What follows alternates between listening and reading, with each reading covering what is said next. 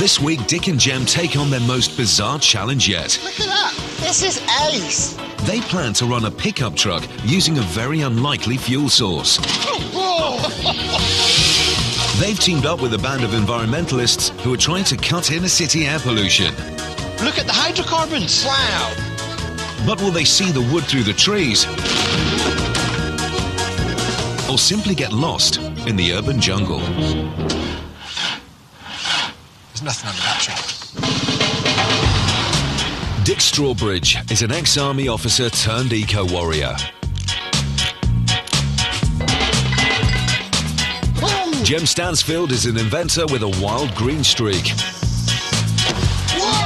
Two men on a mission to fix the world. One mechanical solution at a time. Together, they are the Planet Mechanics.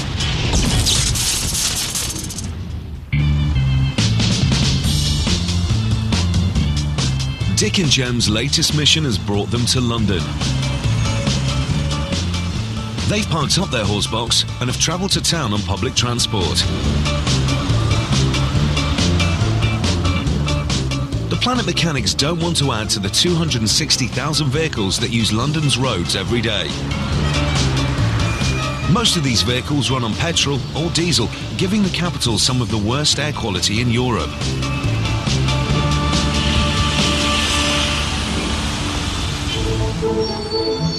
But this group of people are determined to fight back. They're tackling pollution by planting trees. Trees for Cities is a charity that aims to plant 1 million trees in time for the London Olympics in 2012. The reason is simple. Trees literally eat pollution. They absorb the major greenhouse gas CO2 and concentrate it into carbon, which is stored in roots, trunks and branches. But the operation depends on vehicles that run on fossil fuels. And now Chief Executive Graham Simmons wants to green up the motor pool. He's looking for a vehicle that truly represents the charity, something that instantly says, Trees for Cities. And that's where the Planet Mechanics come in. Graham. Yes. Graham, good to see you. Good to see you. Lovely to meet you, Dick. Lovely to meet you, Jem. What can we do for you? Well, we have a problem in that we are transporting lots of stuff around cities, trees and that, and we don't have a very green fleet. You know, we've got these diesel-powered trucks. OK, and you want a green transport fleet that is in keeping with Trees for City? Absolutely. How long have we got? Well, we've got a big event in Town Hamlets Cemetery in about a week's time. A week? Is that yeah, we can do that. Is that doable? 1 week. Fantastic. Okay. OK, bye-bye. See you in a week. Yeah, bye. 1 week. Wood is waste.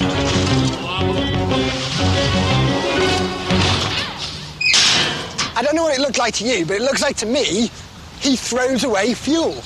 Yeah, wood. I was exactly the same thing. Wood is a really good fuel. So how are we going to use it? That's a big question. Well, I used to work with a guy who built his own steam lorry. Steam. It's grubby, it's dirty, and it's not very efficient. Are we going to actually have big clouds of smoke coming out of vehicles around London and say we're being greener? But it works. It does actually work. Here's one. Try this for size. I saw a picture years ago of a vehicle that turned wood into gas, and it used the gas to run the actual vehicle. They had no oil in the Second World War. They were using things like this. Cracking idea. No, Dick, it sounds nothing but genius, but you saw a picture of it, whereas I've seen one that actually works, and it might be a little bit grubby, but it does work. Sense of adventure, mate. All right, we don't actually know what we're doing. A little bit of detail. What you have to do, you have to trust me in this one, Jem. We can definitely... Dick, I trust you, but we have... For the next 7 days, the Planet Mechanics will be based at this community farm on the edge of London.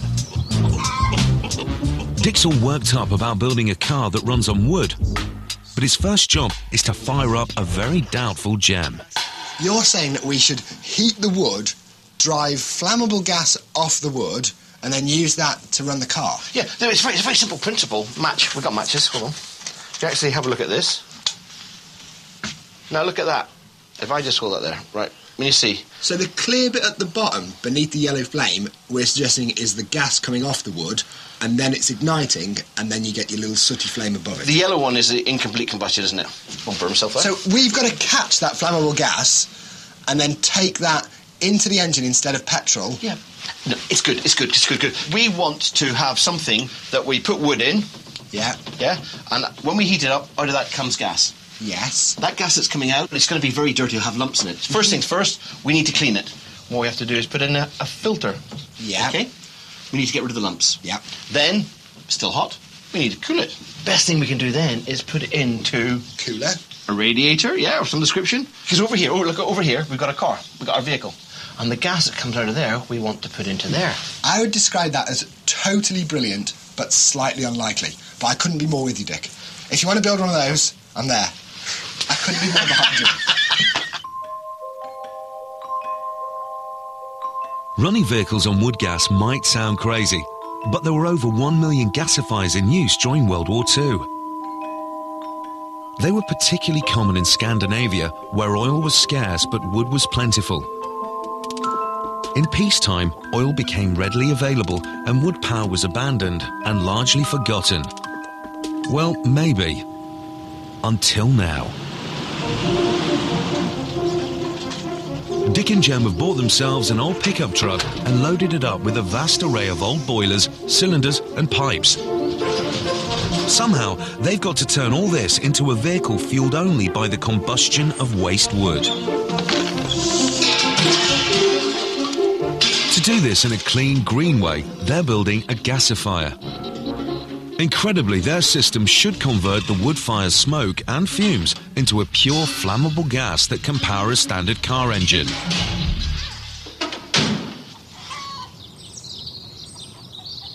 Dick is feeling the pressure and is searching out some much-needed inspiration on the net.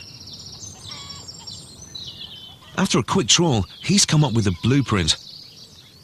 But this plan does have one obvious drawback. Have you spotted it yet? Yes, the writing. Yeah, it's Swedish. The chap who has made this, it works, you know, this works as a system, but,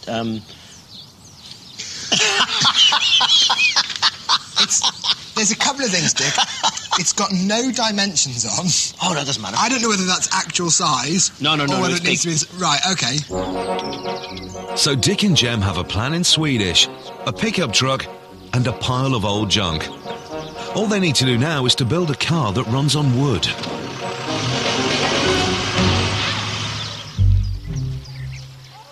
The Planet Mechanics have less than 6 days to make a wood gas pickup. And one half of the team is still in the dark. Jem? Yep. I don't think you're overly convinced that we could get gas from wood, mate. I think it's brilliant. It just seems a little bit unlikely. But it's not that difficult. Look, here, watch this. It's a little cooking gas stove, a kettle full of wood. Yeah. OK. That's it. If this works, Dick, I'm kind of halfway to believing the car might work. What happens next? We wait for it to heat up and then gas will come off it.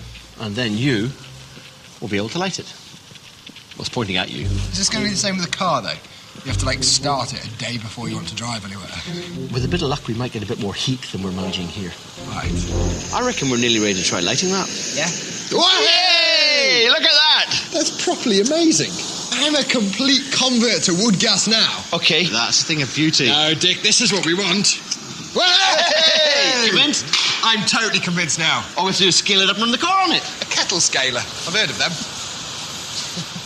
Dick's proved wood can produce gas.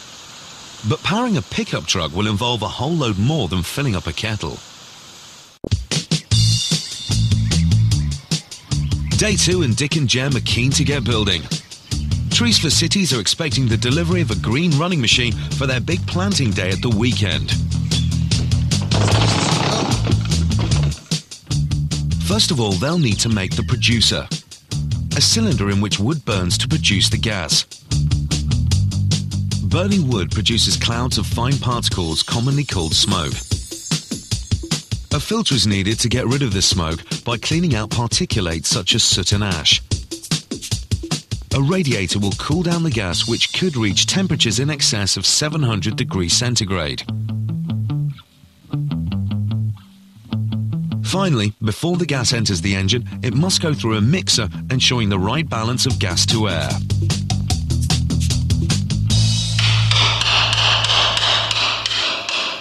This job is going to be a masterclass in recycling. This old water heater is being given a new lease of life. It will become the powerhouse of the system, the wood-burning producer. The thing is, all that's going to have to come out. It's a good-sized fuel store. Yes. Just not a good sized hole for it. Oh. There must be something to do with that. Fuel will be loaded through this hole, but the real action happens at the bottom of the cylinder, the burner. Wood is stored in the producer and a fire is lit in the combustion zone. The fire is fed by air drawn in through a series of intake nozzles, ensuring a circular, even burn. As the wood burns, the process of combustion converts it into charcoal, gas and smoke particles. When the pickup's engine is turned on, the superheated gases will be sucked out of the producer at high speed. Dick's making the burner from an old beer keg. He's cut out an access hatch in the burner to clear out waste ash. The charcoal will sit on this grate. He's fitted a handle to the outside of his beer keg burner. A quick turn will shake up the settled ash and should ensure a strong, steady, high-temperature burn. This is the bottom bit's done, mate. You know, this is where we can get rid of our ash. We can still take it out from there, so we can just keep it going, continuous motion. The guys take a break, and now it's Dick's turn to have doubts. I'm really worried about the heat we're going to generate in the middle of this producer, and the metal we're using. It doesn't seem very thick. Well, as long as we don't get the temperature up to the melting point of the steel, we should be fine. Yeah, but the thing is, we're sucking air over charcoal. And that's how they used to melt steel in the first place. Yeah. Right, I hadn't thought of it like that, but that is hot then, isn't it? Well, that's the thing. If it doesn't actually melt, but it just gets hot enough that it loses its strength, the whole thing starts falling apart anyway.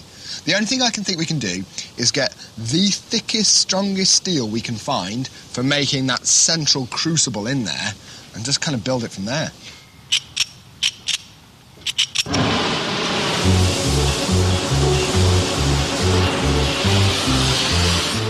Dick's found the strongest piece of steel in the barn. This old oxygen cylinder is so tough, he's struggling to slice through it. But will it be able to take the heat of the combustion chamber?